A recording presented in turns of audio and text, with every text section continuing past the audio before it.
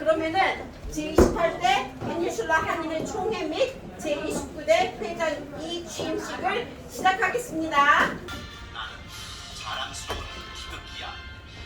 자유롭고 정의로운 대한민국의 무한 영광을 위하여 충성을 다할 것을 굳게 다짐합니다.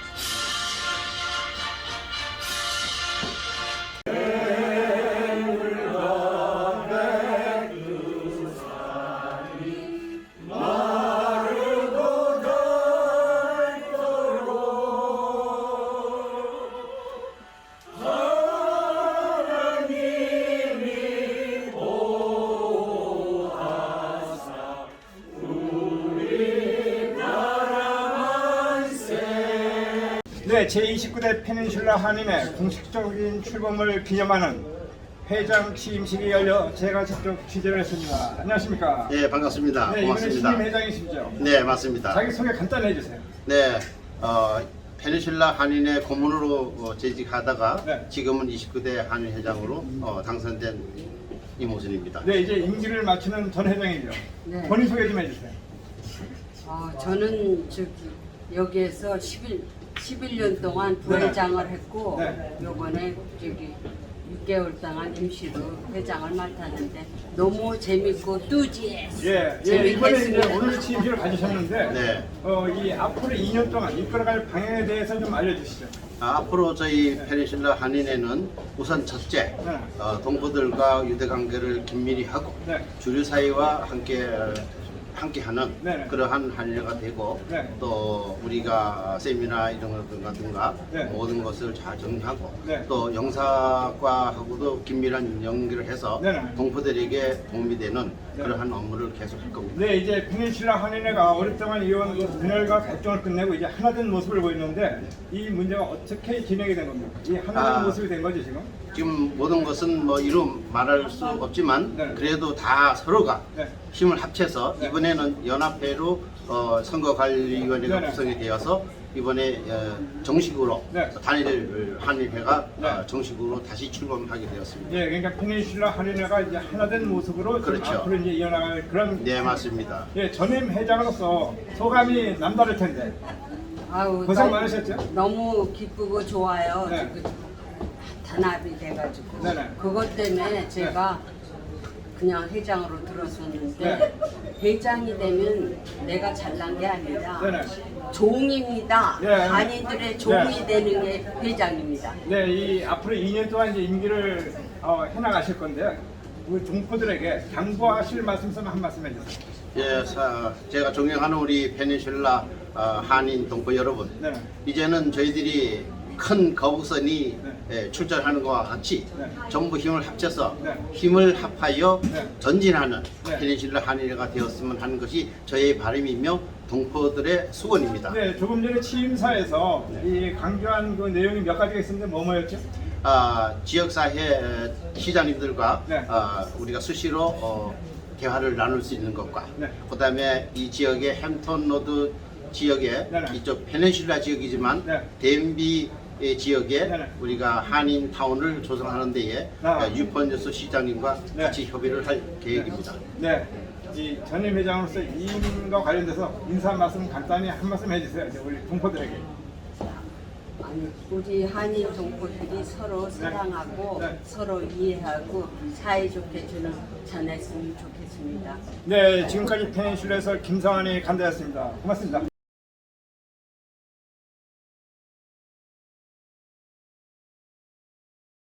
네, 시청자 여러분 안녕하십니까. 파워 인터뷰의 김성환입니다. 오늘은 6.25 발발 72주년을 앞두고 송경준 6.25 참전 유공자회 회장님을 모셨습니다. 안녕하십니까. 안녕하세요. 네, 이제 그 6.25 발발 72주년이 다가오고 있습니다. 소감이 남다를 텐데요, 그죠? 참은 이 전쟁은 나서 안 됩니다. 네. 저는 반대하는 사람이지만은 6.25의 그 비참한 것은 우리 후손들이 알아야 됩니다. 네네, 그렇죠. 예, 72년도 그때 전쟁에는 서울이 펴고 네. 저 폭격을 맞아가지고 고아들도 피를 질질 흘리고 죽는 사람 옆에 앉아서 울고 앉아있던 그럴 때입니다. 그렇죠. 예, 그런데 우리가 지금 그걸 좀 기억해서 네네. 전쟁을 안 나야 된다는 걸 생각해 명심해야 되는데 네네. 그걸 못하고 그냥 지금 잘 사는 나라니까 그렇게 알고 있습니다. 네. 예, 지금 우리가 지금 해야 될 것은 이 세대들께 네네. 72년 전 네. 6.25에 대해서 조금 설명해주고 그렇게 하라는 게 아니고 그렇죠. 네. 우리가 그런 어려운 주에서 네. 이렇게 지금 세계 10위의 경제권에 들어왔다는 걸 자랑스럽게 얘기해야 된다는 걸 말씀드리고 싶어요. 네, 그렇죠. 그래서 네네. 그래서 우리가 알아야 되는 건 후손들에게 네. 지금 부모들은 80대, 90대 부모들이 어떻게 살았는지 네. 설명을 해주시고 네네. 좀 자식들이 그렇게 하라는 건 아닙니다. 네네. 그렇게 들어요. 우리가 그런 나라에서 지금은 세계 10위권의 경제권에 있는 사람 나라니까 네. 대단하잖아요. 우리 2세들, 3세들에게 자부심을 심어주십사 하고 이 말씀드리는 겁니다. 네, 네. 근데 6.25 참전 유공자의 어떤 지혜도 회원들이 점점 줄어들고 있죠, 매년. 지금 우리 회원을 조금 설명드리면은 네네. 제가 6년 전에 맡았는데 그때 475명이에요. 네, 그렇군요. 근데 지금은 180명밖에 안 됩니다. 네. 그래서 지금 건 네네. 몇 명이냐면 200명, 300명이 돌아가셨어요. 네네. 그래서 지금 굉장히 빨라지고 있습니다. 네. 금년에도 벌써 13분이 돌아가셨어요. 그렇군요. 예, 그래서 앞으로 남아있는 분들이 다 90 넘은 분이 100분이 넘고 네네. 지금 뭐 80대 후반도 몇 명 안 됩니다. 네. 그래서 저희들이 있는 동안에는 네네. 이 비참한 6.25의 비참했던 걸 알리고 싶고 말씀드리고 싶습니다. 예, 그러니까 자라나는 우리 한인 후손들이 이 6.25 참전 용사들의 어떤 헌신과 봉사, 또 그로 인해서 대한민국이 이렇게 발전된 것을 기억하면서 또 그분들에게 정중한 그러한 어떤 그 예의가 나와야 되지 않을까 싶네요. 그 예의를 받으려는 게 아니고 네네. 자부심을 가시자. 네. 대한민국이라는 것에 대한민국 국민이라는 걸 자부심을 가지라고 말씀드리고 싶습니다. 제가 여기 43년 됐습니다, 미국입니다. 근데 그때는 소니, 네네. 낙산요, 뭐 네네. 전부 일제뿐인데 네네. 지금 보세요. 네. 전부 한국, 한성, 그렇죠. 얼마나 자랑스러워요. 현대기아, 네. 그리고 저 고속도로 다닐 때 보면은 기아, 현대차 네. 세계에서 가는데 자부심을 가지고 하고 이런 말씀드리는 겁니다. 예, 그러니까 그러한 헌신과 희생이 있었기 때문에 오늘의 이제 대한민국이 있다는 말씀이죠, 그죠? 아니 헌신보다도 네. 그런 고생을 해서 나라를 지켰는데 네. 우리가 나라가 발전했잖아요. 네. 그러니까 지금 후손들은 네. 그 자부심을 갖고 자랑하라는 말씀을 드리고 싶은 거예요. 네. 그리고 지금 부모님들도 자식들한테 맨날 고생했지 창피한 게 아니고 설명을 해서 우리가 50년 전, 60년 전, 70년 전에는 진짜 밥 먹기 힘들고 했다는 걸 말씀드리고 싶은 걸 제가 좀 전해주십사 해서 이런 얘기도 하는 겁니다. 예, 마지막으로 이제 6월이 보훈의 달이거든요. 예. 보훈의 달을 맞아서 우리 동포사회에 좀 한 말씀 해주시죠. 예, 이 보훈의 달에는 기억하셔야 됩니다. 네. 6.25뿐이 아니고 독립운동가 모든 국가를 위해서 희생한 분들의 날을 기억하는 겁니다. 6월 달에. 그래서 우리가 한 달 동안이라도 좀 국가에 헌신한 공동자들을 위해서 기억해 주시면 감사하겠습니다. 네, 말씀 고맙습니다. 감사합니다.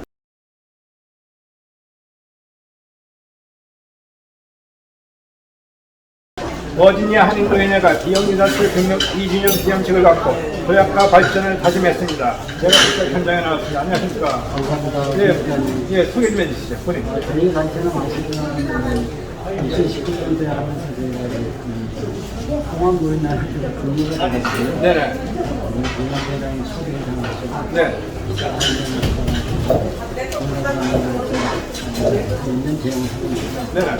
코로나 어려운 상황을 보시지 않은 어르신들 이제 왔다 해야 예, 오늘 기영유산출 경력 2주년 이제 기념식을 했거든요.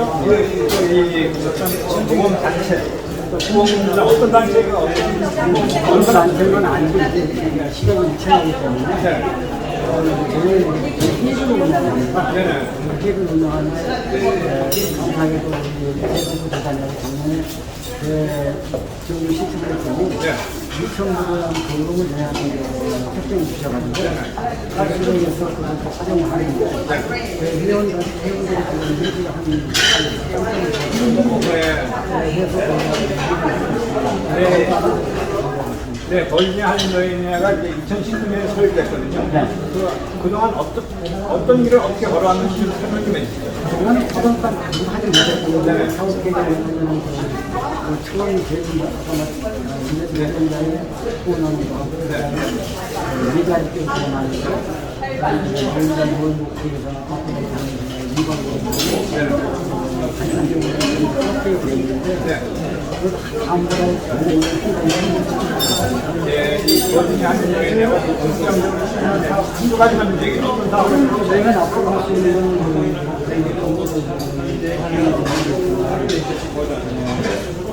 야외에서 이게 엔진이 되면은 방문해서 이 버지니아 안에 이게 그 노인회장을 이끌고 계시는데 우리 회원들이나 어르신들이 강조하고 싶은 말씀이 있어요. 저는 이제 어르신들 제가 경험을 많이 쉬고 있는 정말입니다. 그런 특별한 그 모양을 건데 장군들이 많이 저분들 정말이 많이 결혼하고 있습니다. 근데 아직 거의 70대 이상이 다 보니까 장군들이 많이 했습니다. 네, 지금까지 브레이크스 김성환이 감사했습니다.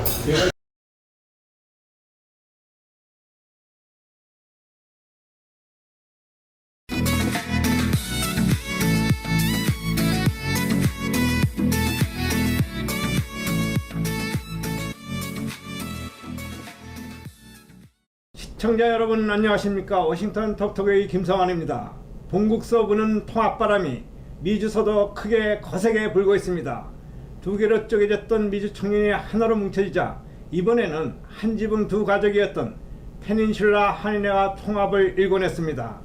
지난 주말 정기 총회 및 신구 이취임식에 열렸는데 갈등을 야기했던 당사자들이 모두 참석해 화합의 잔치와 한마당이 열린 것입니다. 29대를 이끌게 된 이무순 회장은 통합의 바람을 임기 내내 이끌어가며 지역사회의 화합과 발전을 이끌어내겠다는 말씀을 강조했습니다. 이날 이 자리에는 그동안 지난 4년간 갈등을 보였던 관계자들 아니면 그 전 현직 회장들 모두가 참여해서 이제는 하나로 뭉쳐서 새로운 화합의 바람을 우리가 일으키자, 이거를 미주 전 지역으로 좀 확대하자는 그러한 화합의 찬바람, 화합의 또 뜨거운 바람, 이거를 동시에 일으켰습니다. 그래서 그 지역 페닌슐라 한인 사회에서는 그날 모두가 잔치 분위기를 맞이했는데요.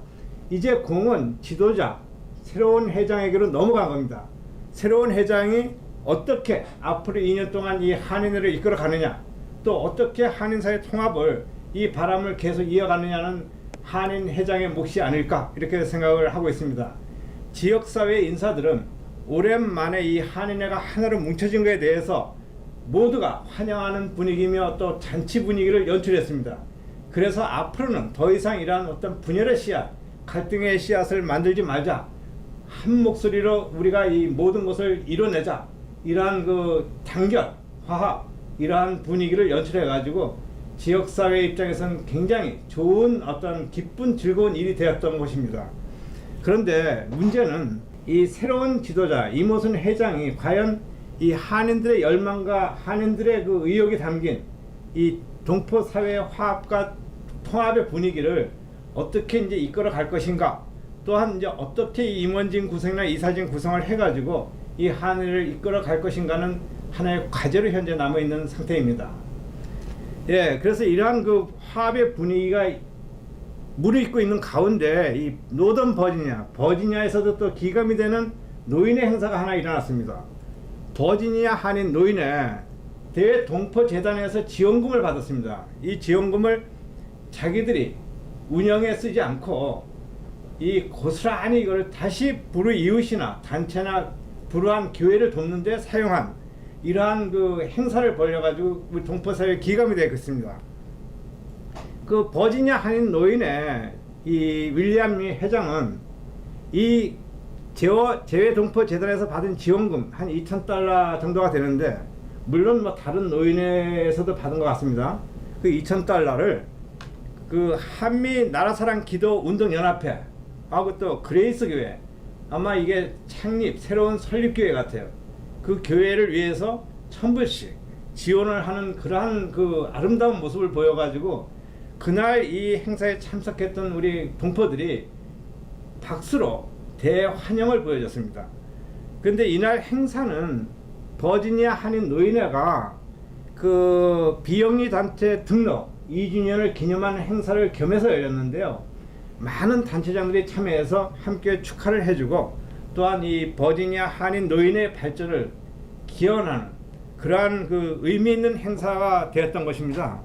그래서 이 노인의 관계자들은 그동안은 이 코로나로 인해서 활동을 많이 못했지만 이제 코로나도 종식되고 또 새로운 어떤 그 사회적인 안정이 오고 있기 때문에 좀 더 이제 노인회로서 노인의 역할을 다할 수 있게끔 이 적극적인 활동을 다짐하고 약속하는 자리가 됐던 것입니다. 그게 우리 동포사회, 워싱턴 한인사에서도 이 노인에 대한 관심이 점점 커지지 않을까 이렇게 생각을 하고 있습니다. 다만 이 버지니아 한인 노인회는 이 설립된 지가 3년밖에 안 돼서 아직은 신생 단체에 불과하지만 이제부터 뭔가 이 조직과 이 어떤 그 사업 계획을 좀 더 강화해서 이 노인회로서의 그 역할을 다하겠다 이러한 다짐을 해서 우리 한인 사회가 좀 뭔가 관심을 갖고 봐야 될 그런 단체 중에 하나인 것 같습니다. 예, 그리고 그 다음에는 이제 지난주에 또 다른 그 의미 있는 행사가 하나 열렸는데요. 그 코리안 벨 가든 이게 비엔나 그 메도우락 식물 공원 내에 조성된 한국 공원입니다. 이 코리안 벨 가든 완공 10주년 기념 행사가 성대하게 열렸습니다. 그날 행사에는 물론 뭐 이렇게 우리 한인은 물론이거니와 타인종들도 엄청나게 몰려서 한국 그 문화와 한국에 대한 어떤 음식 또 한국에 대한 어떤 건축 이러한 거에 대해서 엄청난 관심을 갖고 또 참여하는 그러한 뜻깊은 행사가 열렸는데요. 날씨도 더운데도 불구하고 이 한인 주최 측에서 이 마련한 문화 행사, 뭐 북춤, 전통춤, 아니면은 뭐 제기차기, 풍물놀이, 또 K-팝, K-음식 이러한 것이 엄청난 인기를 끌으면서 거의 뭐 불티가 날 정도로 음식 같은 경우에는 뭐 모자라서 사람들이 다 이걸 못할 정도로 그 정도로 인기를 끌었습니다. 그래서 이날 행사도 우리 한국 문화를 알리고 또 한국을 주류사회에 알리는 아주 그 뜻깊은 일조를 한 행사로 이제 자리매김이 됐는데요. 한인 사회뿐만 아니라 주류 사회에서도 뭐 총영사를 비롯해서 정치인, 뭐 또 재계, 문화인 이런 그 유명 인사들이 다수 참여해가지고 함께 자리를 빛내준 그러한 행사가 됐습니다.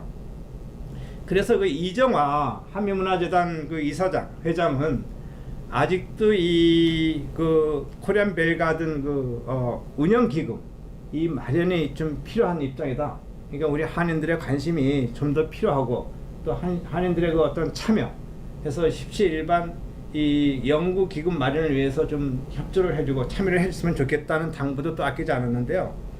이 코리안 벨 가든은 워싱턴에서 한국 문화의 명소 중의 명소고 또 교육 문화의 명소로 지금 자리매김하고 있는 그러한 우리가 이 훌륭한 한국인들의 자랑을 느낄 수 있는 그러한 그 공원이자 또 아니면 벨 가든이 되고 있다고 보여집니다. 네, 지난 20일부터 22일 2박 3일간 한국에서는 한미 정상회담이 최초로 미국 대통령이 한국 대통령 당선 이후에 먼저 한국에 가서 열리는 이러한 정상회담이 열렸습니다. 근데 더 의미가 있는 거는 조 바이든 미국 대통령이 아시아 순방길이지만 일본이나 중국을 들리기 전에 한국을 제1차로 찾았다는 것이 상당히 의미가 있는데 또한 그 윤석열 대통령과 조 바이든 대통령이 몇 번 만나서 회담을 했습니다. 그렇지만 그 회담 자체도 엄청난 우리가 지금까지 볼 수 없었던 그러한 그 성과를 올리는 화기애애한 회담이 되었고 또한 그 조 바이든 대통령이 한미 경제에 얼마만큼 관심이 있었냐면요. 첫날 이 조 바이든 대통령이 평택에 있는 그 삼성 반도체 공장을 찾아가지고 그 공장을 시찰하면서 이재용 부회장하고 또 대화를 나누면서 한미 간의 경제 그 발전에 대해서 그 깊은 이야기를 나눴다는 이 자체가 우리 한국 국민은 물론 미국 국민에게도 엄청난 관심을 유발하지 않았나. 그러면서 이제 한미 동맹 또 북한의 핵 문제 대처 방안 아니면은 경제 동맹 또 경제가 나아갈 상호 간의 협력 방안, 이러한 모든 것을 굉장히 성과 있게 의미 있게 이번에 한미 정상회담에서 큰 열매를 맺은 그러한 정상회담이 되고 있습니다. 예, 특히 전 세계 이목이 집중된 가운데 열린 이번 정상회담에서 한미 동맹에 이어 한미 경제 동맹, 또 한미 반도체 동맹, 이어서 가장 또 중요시 여긴 의제 중에 하나가 중국 문제였습니다. 그래서 이 한국 윤석열 정부나 바이든 정부가 이제는 중국을 어떻게 껴안을 것인가, 중국을 어떻게 우리가 한 울타리 안으로 끌어들여서 세계 평화를 유지할 것인가, 이것이 또 중요한 의제 중에 하나로 부각이 됐었는데요. 윤석열 대통령과 바이든 대통령이 이 문제에 대해서 심도 깊게 서로 의견을 나눴습니다. 그래서 이 중국을 더 이상 우리가 이 어떤 그 적으로 돌리지 말고 같은 세계 경제, 세계 글로벌에 이바지할 수 있는 공동체로서의 끌어들이는 역할을 하자. 이렇게 두 정상이 의견을 일치하고 앞으로 구체적인 여기에 대한 어떤 부속적인 의제를, 내용을 양국 정부의 관계자들이 추진해 나가기로 이렇게 합의를 봤습니다. 근데 마지막 이러한 그 서로 간에 이번에 중요한 그 정상회담을 다 마치고 바이든 대통령이 한국을 떠날 때 윤석열 대통령에게 너무 이 새롭게 봤다. 윤석열 대통령을 이제 믿을 수 있다. 믿음이 간다. 이렇게 하면서 엄지를 척 올렸답니다. 그 윤석열 대통령도 여기에 하듭하는 의미에서 엄지를 올리고 자기도 이 한미 동맹에 대해서 더욱더 굳건한 믿음을 갖게 됐다. 이제 우리가 한반도의 안보는 걱정을 안 해도 된다는 이러한 그 말을 그 바이든 대통령에 전해서 상당히 우리 한국 국민들이나 미국 국민들에게 안보적인 측면이나 경제적인 측면, 이러한 모든 면에서 좀 더 마음의 안심을 가져다주는 이러한 의미 있는 정상회담이 되었다고 모든 전문가들은 이렇게 평을 하고 있습니다. 시청자 여러분 고맙습니다. 지금까지 하이웨이스 코리아 김성환 기자입니다. 감사합니다.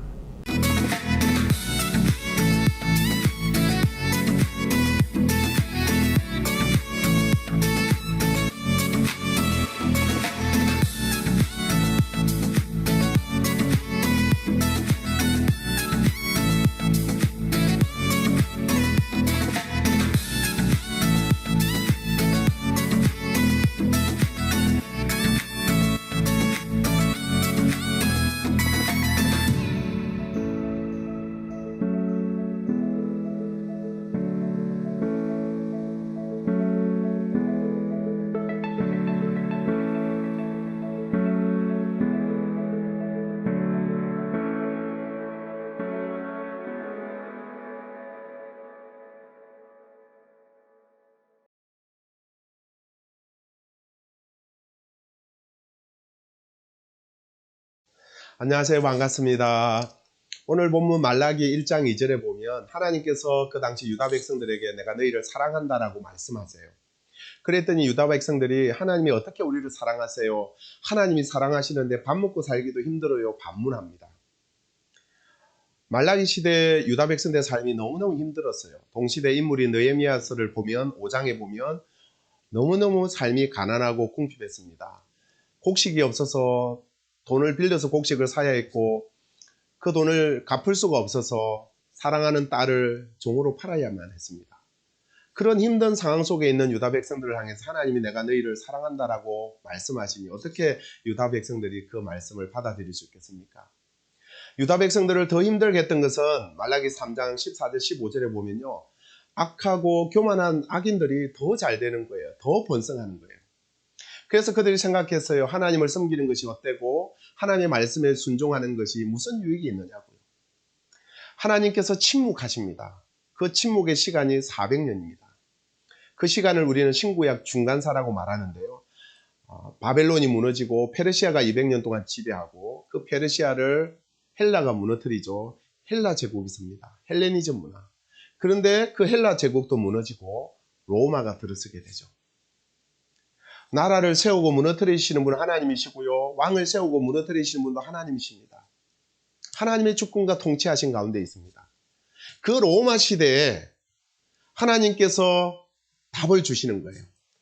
사랑하는 아들을 십자가에 내어주시면서 그들에게 답을 주시는 것입니다. 요한복음 3장 16절 하나님이 세상을 이처럼 사랑하사 독생자를 주셨으니 이는 그를 믿는 자마다 멸망치 않고 영생을 얻게 하려 하십니다.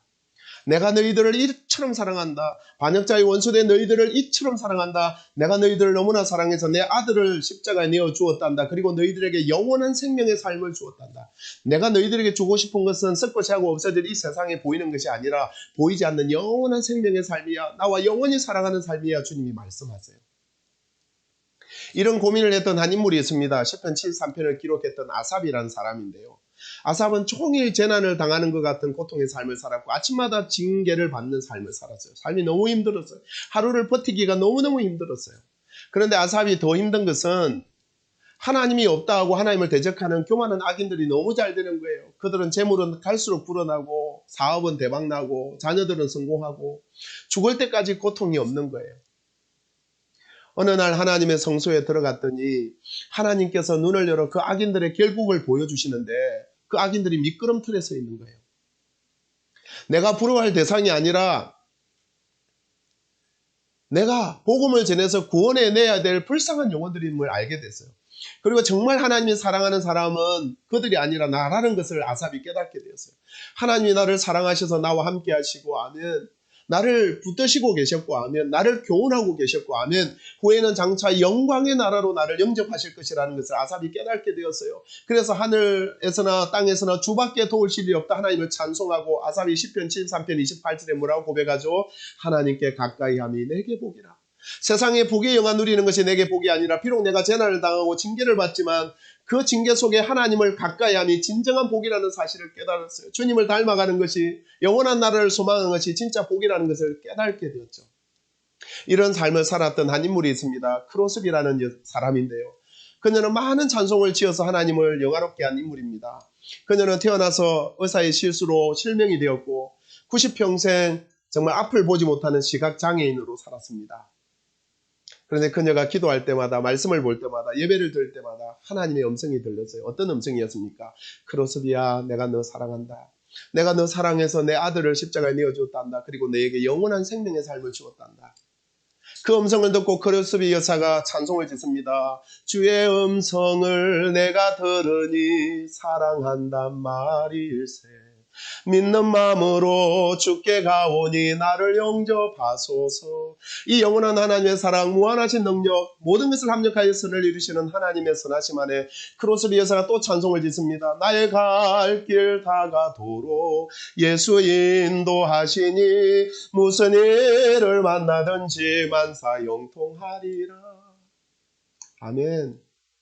사랑하는 여러분, 혹여나 지금 환난의 떡을 먹고 계십니까? 고생의 물을 마시고 계십니까? 하루하루 살아가는 것이 너무나 힘들고 어렵습니까? 그러나 기억하십시오. 하나님이 여러분을 독생자를 내어주시기까지 사랑하십니다.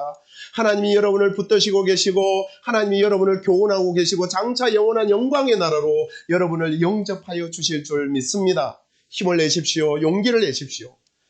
그 소망 가운데 오늘 예배자로 오늘 복음의 증인으로 사시는 여러분 되시기를 진심으로 축복합니다. 사랑합니다.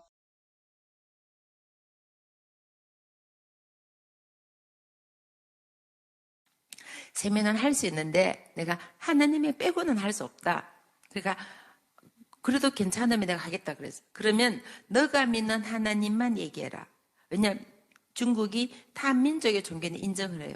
그 대신에 중국 사람에게 예수 믿으라든지 전도나 선교는 바로 감옥을 간다고요. 그래서 처음 끝까지 하나님 얘기만 했습니다. 믿으라 말만 안 하면 되니까. 그리고 끝나고 나니까 중국 엄마들이 기숙말로 물어봐요. 와, 하나님 멋진 사람인데 살짝 좀 따로 하나님 얘기만 좀 들려달라는 거예요. 그리고 남편들이 전부 공산당원들인데 그게 공산당 간부 모임에서 세미나를 하라는 거예요. 끝나고 나서 그 물어보니까 중국 공산당 대학원이었어요. 하나님께서 어머니의 기도를 들으시고 중국 공산당 대학원에서 중국 공산당 간부 부인들을 모아놓고 세미나를 한 거예요.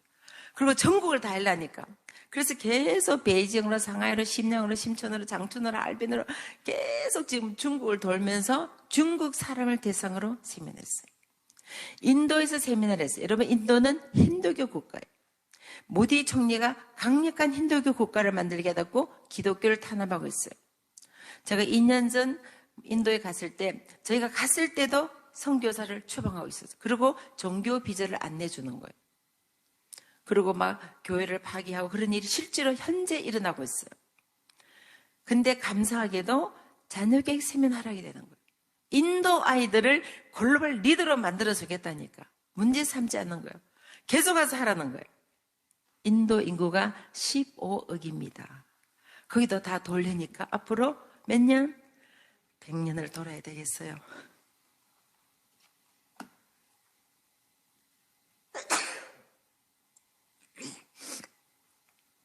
그래서 계속 지금 뉴델리로, 델리로, 캘커타로, 벵글로르, 시리궁, 자이구리, 콜라 계속 지금 인도를 돌면서 인도 사람을 대상으로 세미나하고 있는 거예요.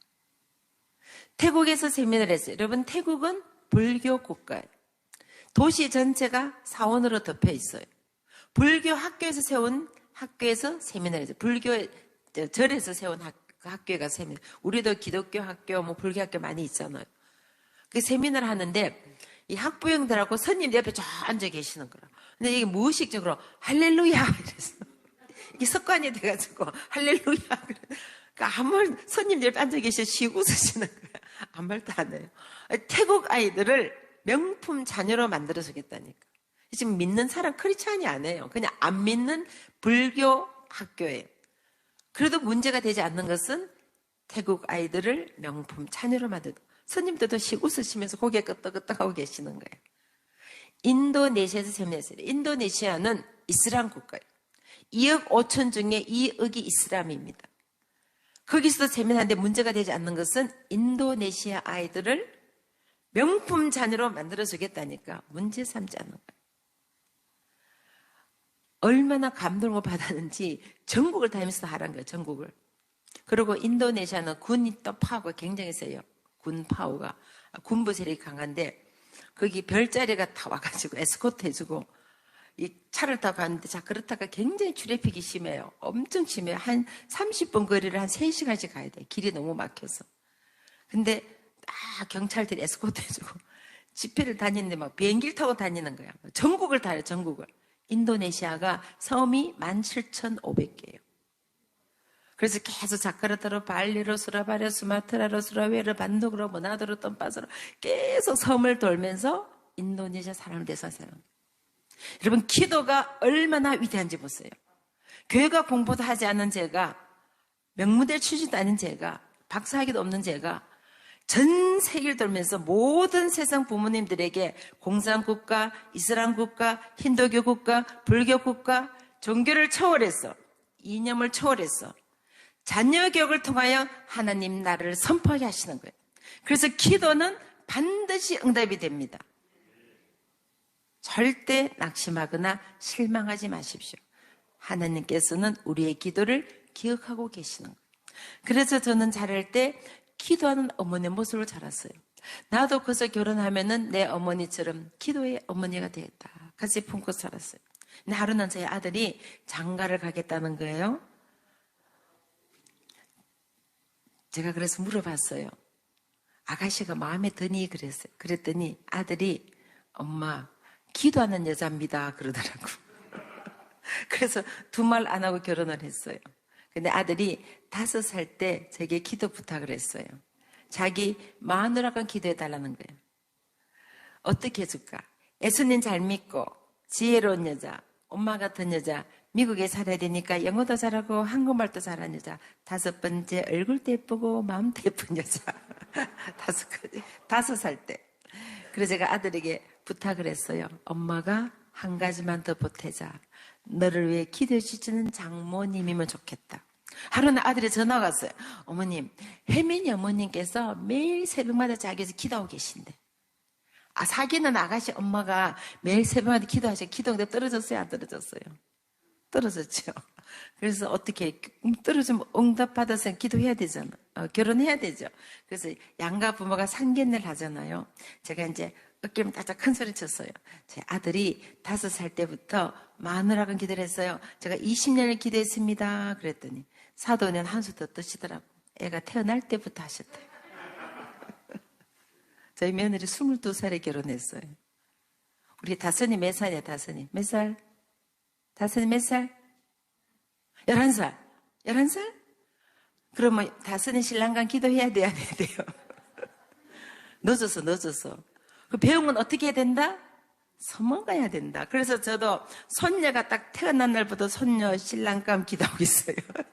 이제 45살, 44살, 다 한국에도 5살.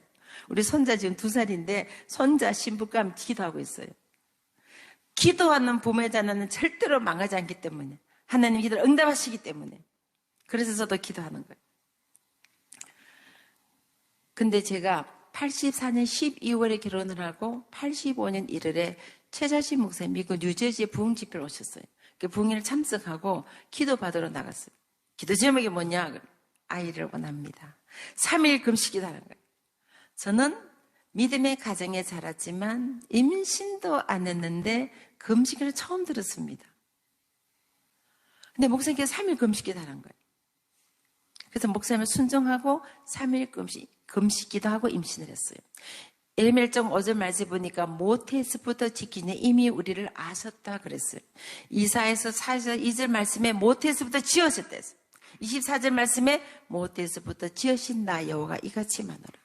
만재를 택하셨고 창조를 부르셨고 어미의 복중에 지기점을 아셨으니까 금식기도 임신한 것은 성경적입니다.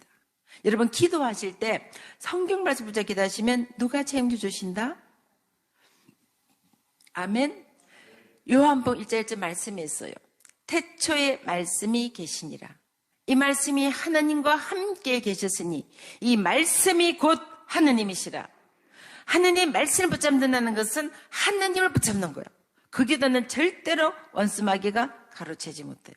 앞으로 기도하실 때 꼭 하나님 말씀보다 기도하시길 간절히 부탁을 드립니다.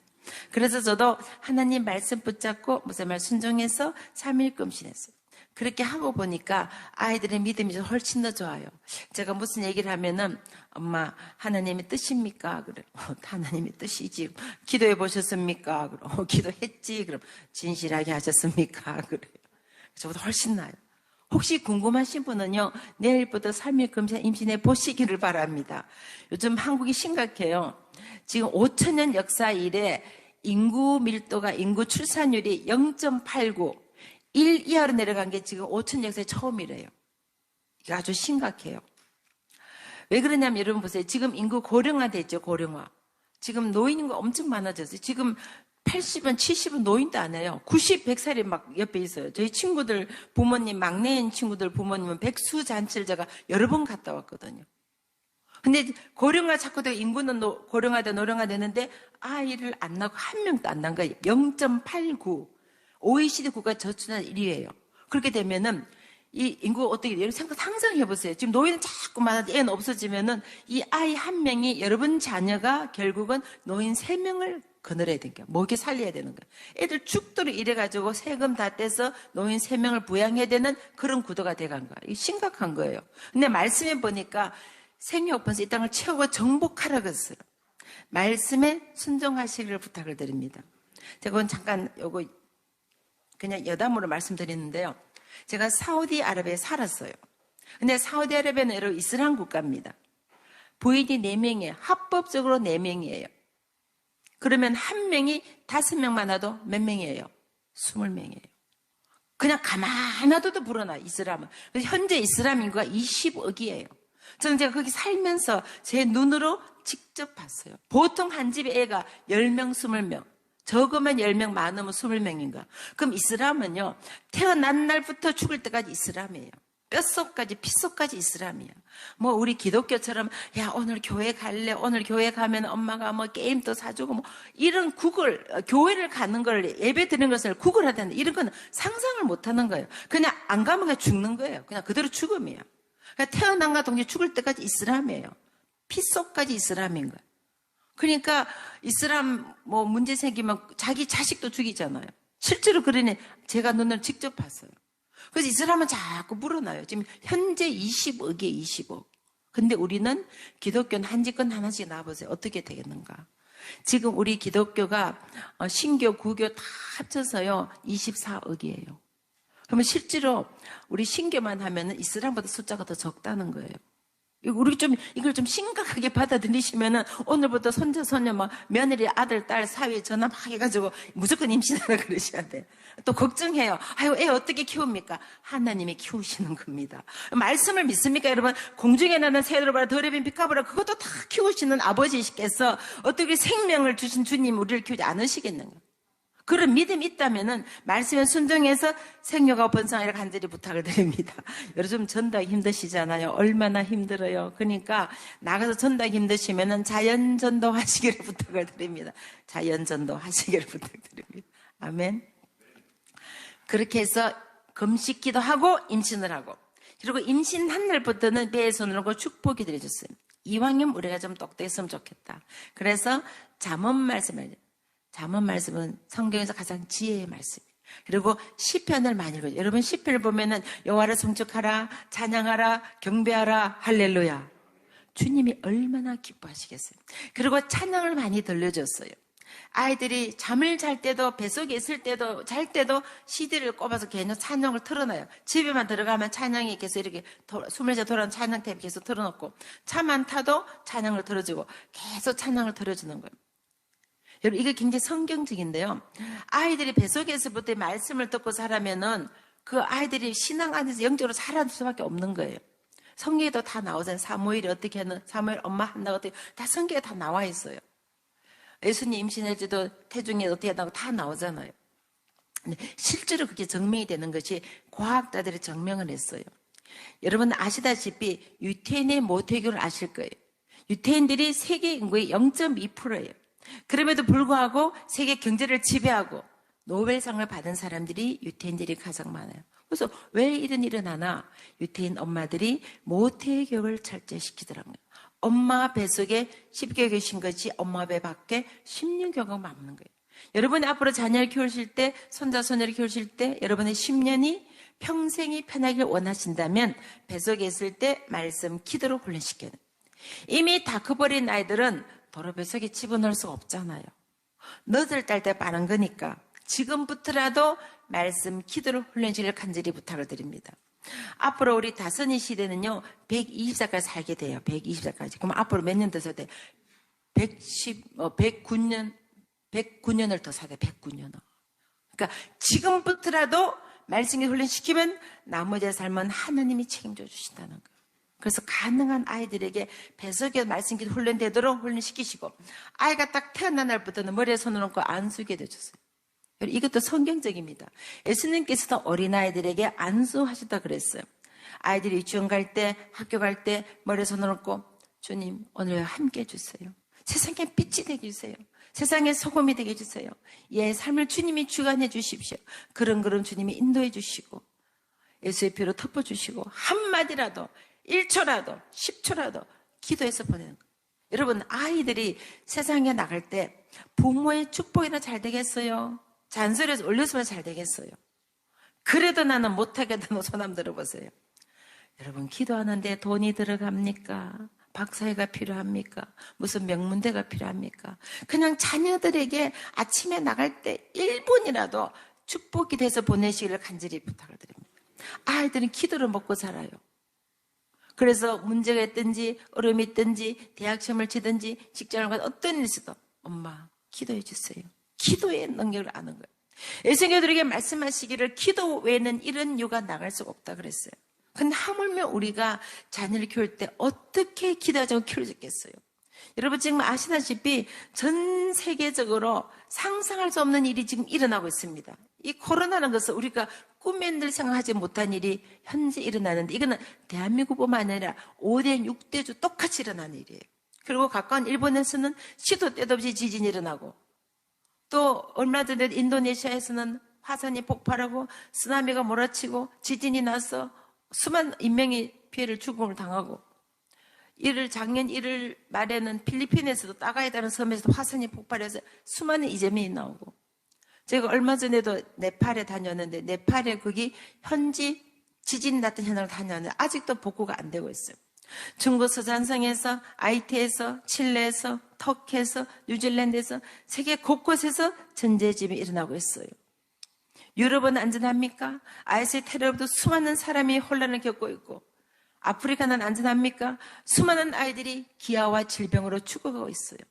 이런 전 세계 현상 가운데 어떻게 우리가 우리의 자녀를 지킬 수 있겠습니까? 지금은 눈만 뜨고 나가면은 수많은 유혹과 위험들이 아이들 앞에 있어요. 이제는 인터넷으로 공부하고 줌으로 공부하다 보면 아이들이 게임에 중독이 된 거야. 공부는 반 정도 하고 그 다음에 게임하고 있다는 거야. 말릴 수 없는 거예요. 이제 줌으로 계속 공부를 하다 보니까. 그리고 수많은 아이들이 마약에 중독이 되고 알코올에 중독이 되고 담배도 피우고 포르노에 중독이 되고 게임에 중독, 이런 일들이 우리 자녀들 시대에 일어나고 있는 일이에요. 이런 위험한 가운데 어떻게 우리가 자녀를 지킬 수 있겠어요? 그래서 말씀해 보면 여호와께서 집을 지키지 아니하시면 지킨 자 수고가 헛되며 여호와께서 성을 지키지 아니하시면 파수꾼의 경세가 헛되다 그랬어요. 그래서 그 아이들을 지키시는 분은 하나님 한 분밖에 안 계시는 거예요. 그분께 우리의 자녀를 맡겨드리는 거예요. 주님, 오늘 내 자녀가, 내 손자 손녀가 어디서 무엇 하는지 하나님이 지키시고 인도하시고 보호해 주십시오. 내 자녀뿐만 아니라 내 자녀들의 친구까지도 품고 기도하셔야 돼요. 그리고 정말 내 주위에 아는 사람 다 품고 기도하셔야 돼요. 저는 저희 아이들 친구 이름 한 10명 정도 다 카톡에 들어있어요. 아이들 친구 이름까지 다 해놓고 같이 기도하고 걔들이 문제 있으면 카톡으로 보내서 또 같이 기도하고 항상 체크를 하는 거예요. 여러분은 지금 여기 김포시뿐만 아니라 한국을 품고 기도하셔야 돼요. 한국뿐만 아니라 열방을 품고 기도하셔야 돼요. 지금 수많은 청소년들이 세상에서 방황하고 헤매고 있어요. 많은 아이들이 지금 코로나 블루라 그래서 우울증에 걸리고 이제 코로나 레드라 그래서 수많은 사람들이 자살 충동을 느끼고 많은 사람 직장을 잃고 경제적 문제, 정신적인 문제, 심리적인 문제, 환경적 여러 가지 문제들로 너무너무 많은 사람이 고통받고 있는데 그 내 자녀들이 그 속에 있다는 거예요. 그래서 내 자식만 붙잡고 기도한 것이 아니라 여러분 전 친구들까지 다 품고 기도하시기를 간절히 부탁을 드립니다. 여러분 기도는 천국의 적금 드시는 거예요. 적금을 많이 들어두시면요 여러분이 필요할 때 언제든지 찾아설 수 있어요. 영적인 적금을 많이 드시기를 간절히 부탁을 드립니다. 그리고 이제 아이들이 학교를 가면은 글을 읽잖아요. 그때부터는 하느님 말씀을 한 절에 읽혀서 보내는 거예요.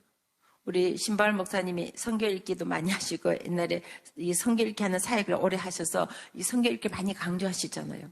그래서 아이들이 가능한 말씀을 가까이 하도록 한 절 말씀 읽혀서 보내, 한 절이라도. 한 장을 읽으면 좋지만 오래 못 가요. 다 해봤거든요. 한 하루 이틀은 가다가 오래 못 가요. 그런데 한 절은 하기 쉽기 때문에 할 수 있는, 그러니까 좀 실용적인 거, 프랙티컬한 거, 내가 할 수 있는 것을 가르치는 거예요. 그러니까 아이들은요, 암기력이 뛰어나요. 한 절 읽게 되면요, 한 절이 외워집니다. 자, 그럼 1년이면 5년 몇 절 외울 수 있어요?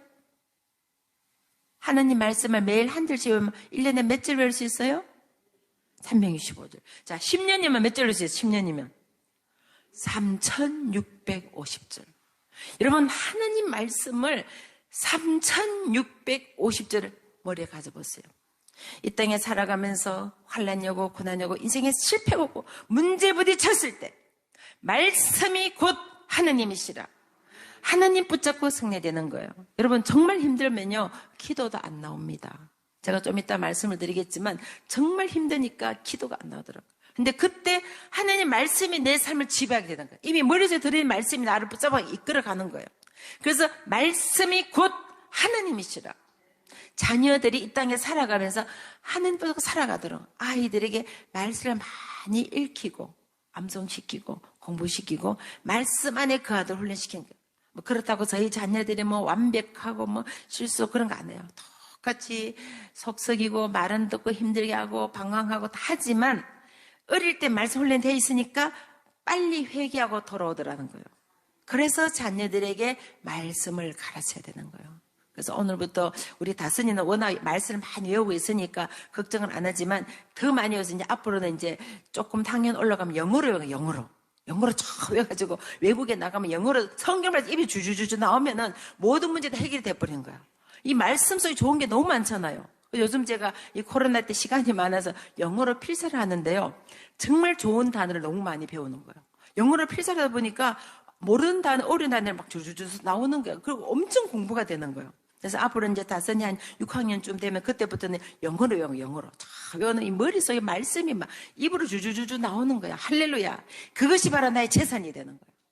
뭐 금을 가지지 않아도 금과 내겠고 내가 예수 이름으로 내가 이기게 하는 거 그런 믿음을 가지고 자녀들이 승리할 수 있도록 말씀을 많이 가르치시기를 간절히 부탁을 드립니다. 그래서 이것은 천번 만번 강조해도 부작용 없어요. 자녀들에게 믿음의 유산을 물려주셔야 돼요.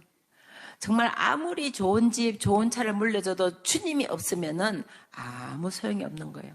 그래서 철저하게 하나님 중심, 교회 중심, 예배 중심, 말씀 중심, 기도 생활, 전도 생활, 신앙으로 딱 무장을 시키면 그 다음에는 어떤 대학을 가든지 어떤 직장을 가든지 어떤 삶을 살더라도 그 삶의 중심은 하느님이시니까 주님 앞에 최후 승자가 되는 겁니다.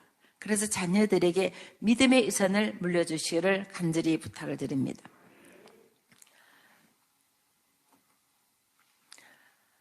정말 여러분 자녀가 이 땅에 살면서 하나님의 자녀답게 성공하기를 원하십니까? 그러면 자녀들에게 믿음을 물려주셔야 돼요. 가장 큰 유산은 믿음의 유산이에요. 황금으로 물려준다 해도 그거 사라지면은 폐인이 되는 거예요. 지옥과 무슨 소용이냐 그래. 지금 내 자녀가 지옥으로 가고 있는데 눈물이 안 나십니까? 기도가 안 나옵니까? 정말 자녀들에게 믿음의 유산을 확실하게 물려주시기를 간절히 부탁을 드립니다. 그리고 이제 아이들이 조금 철이 들면은 그때부터는 섬기고 나는 삶을 가르쳐요. 예수님께서 우리에게 본을 보여주셨어요. 제자들의 발을 씻기시고 우리 저 허물하여 물가비를 다 쏟아서 자신을 희생의 제물로 내어주신 거예요. 그 예수님의 삶을 닮아가도록 삶 속에서 훈련시키는 거예요. 우리말 속담에 보면 세 버릇 잘 아시죠? 말씀에 있어요. 마땅히 행할 길을 아이에게 가르치라. 그리하면 늙어서도 그 길을 떠나지 않는 거예요. 그래서 아이들이 말 알아들을 때부터 섬기고 나눈 것을 가르쳐요. 왜냐하면 3살 버릇 8까지 가니까 마땅히 행할 길에게 가르치라. 그러면 늙어서 그걸 떠나지 않으니까 말씀대로 훈련시키는 거예요. 그래서 항상 시간을 들이고 물질을 들이고 재능을 나누도 훈련시킨 거예요. 그래서 저희는 아이들이 초등학교 때부터 계속 훈련을 시켰어요. 널싱홈에 가서 할아버지 할머니 도와드리든지 병원에 가서 입원한 아이들 책을 읽어준다든가 항상 노숙자들 밥을 퍼준다든가 항상 시간을 들이고 재능을 들이고 나누도록 훈련시켰어요. 훈련 몸에 배이도록. 그리고 여름방학이 되면은 해외로 선교를 보냈어요. 큰딸이 초등학교 3학년 때부터 해외 선교를 보냈어요. 그러니까 매해마다 가게 되니까 세계 일주를 하게 돼요. 다양한 사람도 만나고 다양한 문화도 접하고 복음도 전하고 주님의 사랑도 체험하고 국제적인 인물이 되는 거예요. 되라 마라 말할 필요가 없는 거예요. 그러니까 절로 돼버리는 거예요. 또 어떤 분이 또 물어봐요. 아유 돈도 많은가 보다 그러시더라고. 원래 저게 세미나를 하려면 10시간 시리즈를 해야 되거든요. 10시간. 이 시리즈를 하는데요. 제가 잠깐 팁을 드린다면은 아이들 어릴 때부터 집안일에 동참을 시켰어요. 설거지를 한다든가 방청소를 한다든가 베큐음을 한다든가 잔디를 뽑는다든가 잔디 풀을 뽑는다든가 잔디를 깎는다든가 뭐 세차를 이렇게 집안일을 도우면은 용돈을 줘요. 그거 안 줘도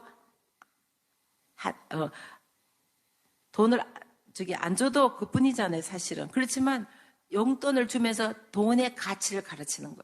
그리고 노동의 가치를 가르치고 대가를 지불하게 해서 통장에 저금을 시키는 거예요. 저는 3살 때 프리스쿨 들어갔을 때부터 통장을 다 만들어줬어요. 그래서 집안일에 동참을 해서 딱 넣어주는 거예요. 그거 안 해도 줘야 되잖아요. 용돈을 달라면 줘야 되잖아요. 그런데 노동의 가치를 가르쳐 돈의 기준을 가르치고 그렇게 훈련시켜서 그 돈을 1년 동안 모으는 거예요. 그럼 모으면은 거기서 부족하면 제가 좀 보태주고 그렇게 해서 선교를 보낸 거예요. 그렇게 하다 보니까 여름방학, 겨울방학, 초등, 중학, 고등학교, 대학 계속 하니까 세계 일주를 하게 된 거예요. 그래서 저희 세 자녀는 20대에 세계 일주를 다 했어요. 우리 앞으로 다선이 세계 일주 하고 싶어 안 하고 싶어요? 응? 세계 일주. 그럼 어떻게 해야 돼? 이제 앞부터 엄마 이렇게 설거지도 도와드리고 방청소도 하고 그렇게 해서 용돈을 받아서 지금부터 저금을 하는 거야. 딱 해놨다가 그 돈 모아가지고 세계 일주 하는 거예요. 할렐루야, 아멘. 그래서 선교를 가는 거예요. 그렇게 하다 보면은 그릇이 커지는 거야. 뭐 커지라 말할 설명이 필요가 없어. 이미 세계 일주 하면 이 마음이 벌써 글로벌화 되는 거예요. 그래서 사람을 대하는 태도나 하나님에 대한 감사, 이게 절로 다 삶을 통해서 배우게 되더라는 거예요. 그렇게 하다 보니까 미국 명문 보스턴 대학에 국제정치회 4년 장학금 받고 들어가고 미 국무성 장학금으로 또 스페인 바네스 유학도 하고 대통령이 일하는 백악관에서 일하고 세계 10대 로펌에서 일을 하다가 더 큰 꿈을 가지고 워싱턴 전개에서 일하겠다는 뜻을 가지고 대학원을 갔는데 세계 최고의 국제정치 외교 대학원을 나왔어요. 그리고 하버드 법대에서 공부를 했어요. 그래서 거기서 공부 마치고 미국 대통령 선거 캠퍼스를 하게 된 거예요. 그래서 일을 잘해서 대통령 비즈니스 일하게 됐어요. 제가 워싱턴을 갔더니 미국 대통령께서 엄마를 백악관 만찬에 초대하신답니다. 그러지 미국 대통령 밥 먹고 온 사람이에요. 근데 한 번이 아니고 11번을 부시 대통령도 지금까지 대통령 만찬에만 11번 가요. 근데 갈 때 제가 뭐 입고 갔겠어요? 한복. 역시 똑똑하시 우리 목사님. 민주당은 파란색이다. 파란 치마 저걸 입고 공화당은 빨간색이에요. 빨간 두루마리 다 이게 의미심장한 거예요. 옷으로 시위를 해서 대통령은 당의 대통령이 아닙니다. 이게 옷으로 딱 갔더니 전 세계 대사들이 다 왔어. 전부 영어로 인사하시더라고. 딱 제 앞에 오더니 안녕하십니까 이러더라고. 한복을 입었으니까. 그 세계 각국 대사들 저기 가서 한국 대사세요 그러는 거야. Are ambassador Korean? 그래서 나는 한국 대사는 아니지만 하나님의 대사입니다. 할렐루야. 아멘. 자, 대사가 하는 일이 뭐예요? 대사는 나가서 자기 나라 자랑하는 사람이에요. 삼천리 반도 금수 이 아름다운 나라를 구경 오시고 제가 아프리카를 갔는데요. 그 아프리카 도를 달리는데 현대전을 쫙 달리고 있더라고요. 내가 현대전을 했더니 저 사람 굉장히 부자래. 아프리카에서 현대전 타면 이 차가 굉장히 비싸대요. 굉장히 고급차라. 그래서 그 차 타고 다니면 부자라 그러더라고. 러시아도 조그만 시골에 갔는데 그게 초코파이가 초코파이. 초코파이 갖고 네모 도시락 라면이 있더라고. 깜짝 놀랐어요. 저 한국에서 못 봤는데 러시아 가니까 네모 도시락 라면을 팔더라니까. 인도네시아 섬에 갔는데 자카르타에서 비행기 타고 다시 3시간 또 차를 타고 한 3시간 아주 완전 조그만 섬 뚱버스는 조그만 섬에 갔는데 거기 애들이 BTS 아니야 BTS 아세요? BTS 자기들이 BTS가 보고 싶어서 용돈을 모아가지고 한국에 BTS 보러 온대요. 저도 아직 못 봤는데 BTS 와 대단해요. 대단해.